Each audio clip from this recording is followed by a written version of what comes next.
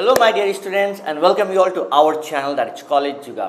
सो पिछले वीडियो में ना अपने residential status of different persons के बारे में समझ चुके हैं। Now we are in a position to identify whether the persons are resident, ordinary resident या नॉट ऑर्डिनरीली रेसिडेंट। ये मालूम हो जाने के बाद क्या होगा सर, जैसे कि हमने बताए कि incidence of tax, scope of total income, किसके ऊपर कितना चार्ज होगा वो अपने को देखना है। ठीक है, सो इस वीडियो में अपने उसी को ही समझने वाले हैं and this will determine the total income of an individual. So यहाँ से एक अच्छा क्वेश्चन भी बन सकता है, एमसीक्यूज भी आ सकते हैं। तो चलिए शुरू करते हैं।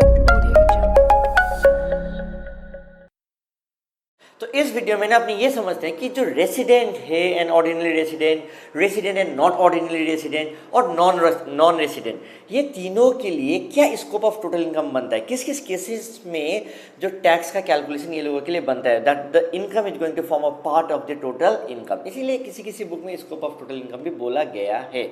ठीक है, तो समझते हैं। पहला चीज, रेसिडेंट एंड ऑर्डिनरी रेसिडेंट है तो ग्लोबल इनकम टैक्सेबल होगा, चाहे वो आप इंडिया में रिसीव कर रहे हो, अर्न कर रहे हो या इंडिया के बाहर कर रहे हो, आपको टैक्स देना पड़ेगा। ठीक है, आप उससे बच नहीं सकते because you are a resident, आप 182 डेज से ज़्यादा इंडिया में रह चुके हैं। ठीक है, you are a resident, then आपको देना ही पड़ेगा। ठीक है, so salary earn from a job in India and rental income from a property in the USA are both taxable in India.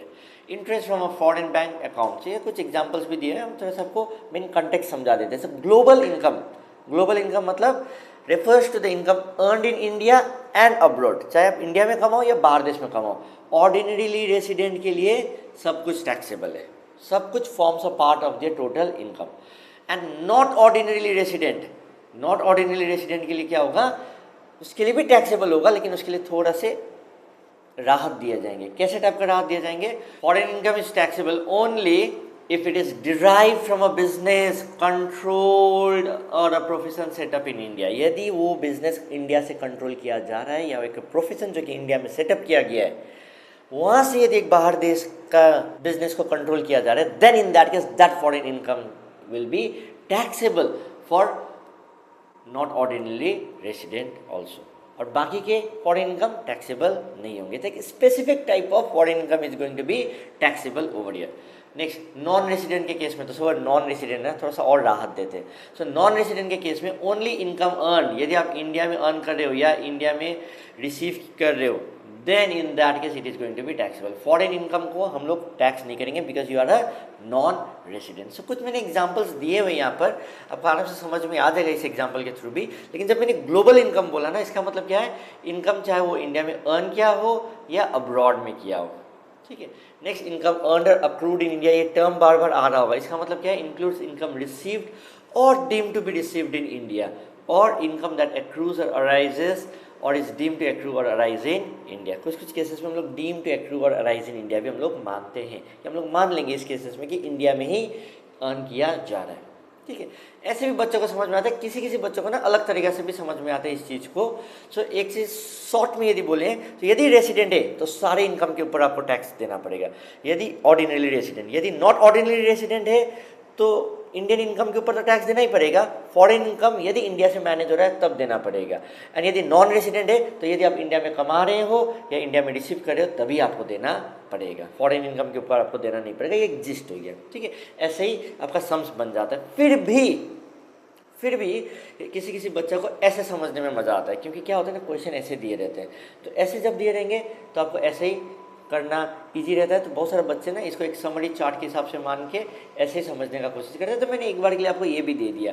ठीक है, चाहे इनकम रिसीव्ड इन इंडिया हो या deem to be received in India हो, it is immaterial whether आपने India में कमाया है और इन अ फॉरेन कंपनी कमाया। आपने रिसीव किया ना इंडिया में, आपने इंडिया में रिसीव किया उस इनकम को, taxable taxable taxable. Next, receive छोड़ो, आप अर्न किए इंडिया में, ठीक है, इंडिया में कमाया उस पैसा को, चाहे आप रेसिडेंट, ऑर्डिनरी रेसिडेंट हो, नॉट ऑर्डिनरी रेसिडेंट हो या नॉन रेसिडेंट हो, टैक्सेबल रहेगा।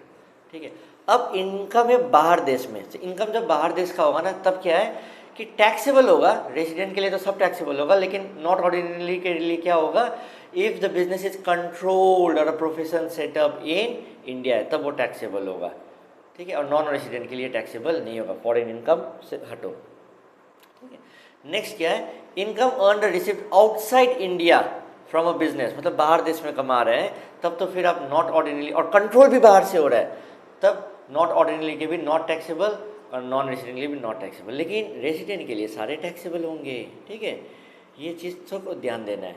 Next, income earn and received outside India from any other source except income under point 3। So इसका मतलब क्या है, अर्न रिसीव्ड आउटसाइड इंडिया है, ओके, इट इज़ इमेटेरियल, क्योंकि रेसिडेंट के केस में तो आपको टैक्सेबल देना है, बाकी के लिए नहीं देना है।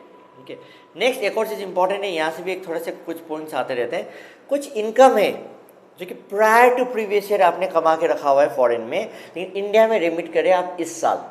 So you are remitting that India income earned and received outside India in the years preceding the previous year in a position, and if the same is remitted to India during the current previous year, तो आप जब remit कर रहे हैं ना current previous year में, तब उसको हम लोग क्या करेंगे, not taxable, not taxable, not taxable, क्योंकि ये सिर्फ रेमिटेंस का बात चल रहा है यहाँ पर, और वो भी कौन सा इनकम का, prior to the previous year, पहले का इनकम को आप ले रहे हो। ठीक है, एक समरी चार्ट ये आपको हेल्प करेगा एग्जाम में समझ करने के लिए। तो नेक्स्ट क्लास में अपने 2 क्वेश्चन पिकअप करेंगे, उस दोनों क्वेश्चन के बेसिस में इस चीज़ को अपने समझने का कोशिश करें। मैंने 2-3 बार रिपीट किया, 2 अलग तरीका का चार्ट से समझाने का ट्राई किया, आई होप कि दिमाग में आपका बैठ गया हो। ठीक है, तो नेक्स्ट वीडियो में तो 2 सम्स करेंगे तो और अच्छे से बैठ जाएगा। Bye bye, take care, see you, and please do like, comment, share and subscribe to the channel.